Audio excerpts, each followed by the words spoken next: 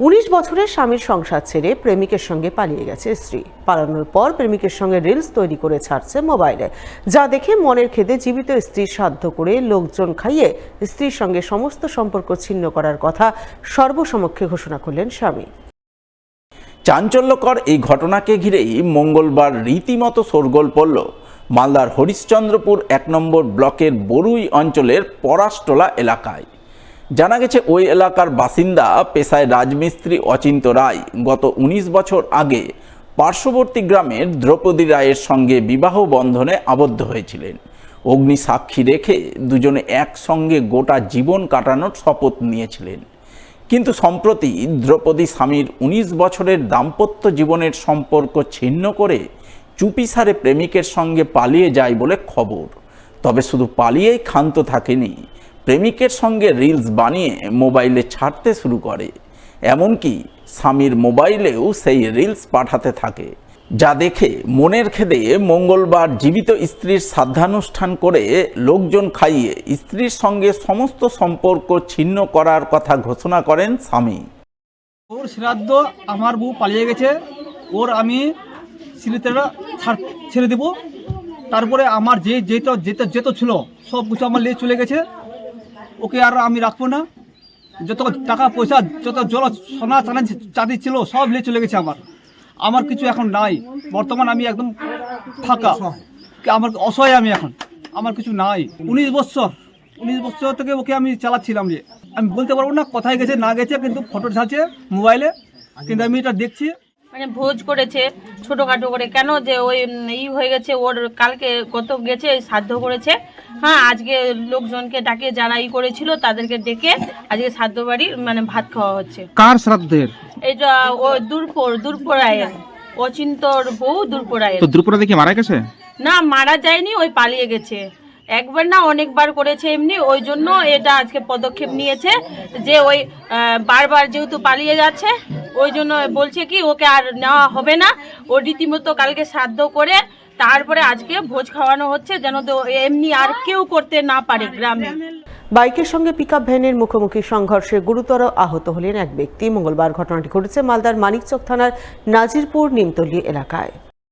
জানা গেছে দুর্ঘটনায় আহত ব্যক্তির নাম বিকাশ মহালদার, বয়স 37 বছর, বাড়ি মানিকচকের মথুরাপুর ধনরাজ গ্রামে। এদিন নাজিরপুর নিমতলী এলাকায় বাইক ও পিকআপ ভ্যানের মধ্যে মুখোমুখি সংঘর্ষ হয়।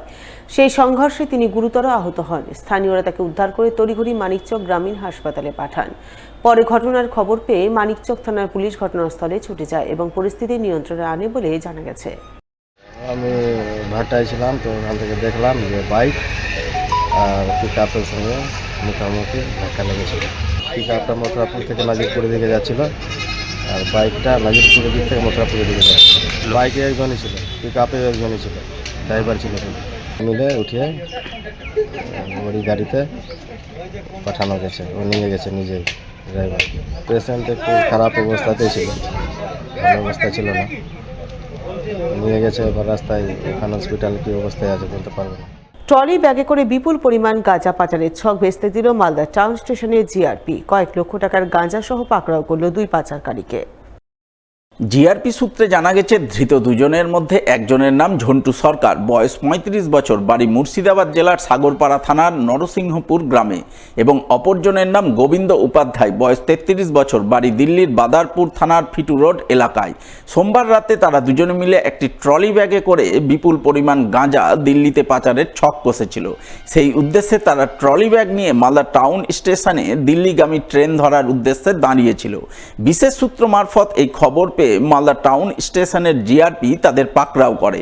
তল্লাশিতে ধৃতদের ট্রলি ব্যাগ থেকে প্লাস্টিকে মোড়া অবস্থায় 27 কেজি 243 গ্রাম গাঁজা উদ্ধার হয়, যার আনুমানিক বাজার মূল্য 11 লক্ষ টাকা। তাই মঙ্গলবার জিআরপির পক্ষ থেকে ধৃত দুজনকেই পেশ করা হয় মালদা জেলা আদালতে।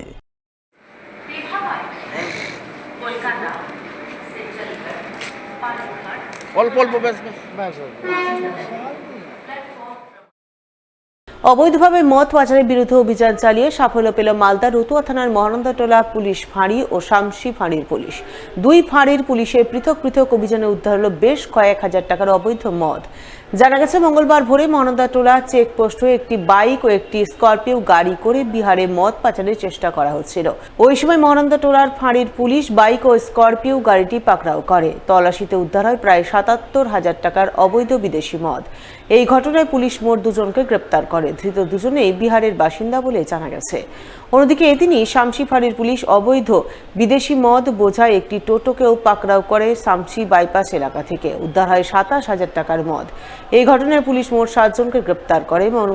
মঙ্গলবার ধৃত ৯ জনকেই তোলা হয় চাঁচল মহকুমার আদালতে।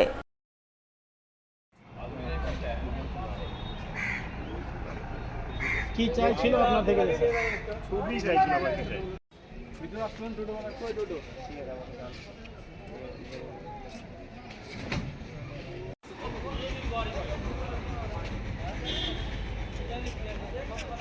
সামনে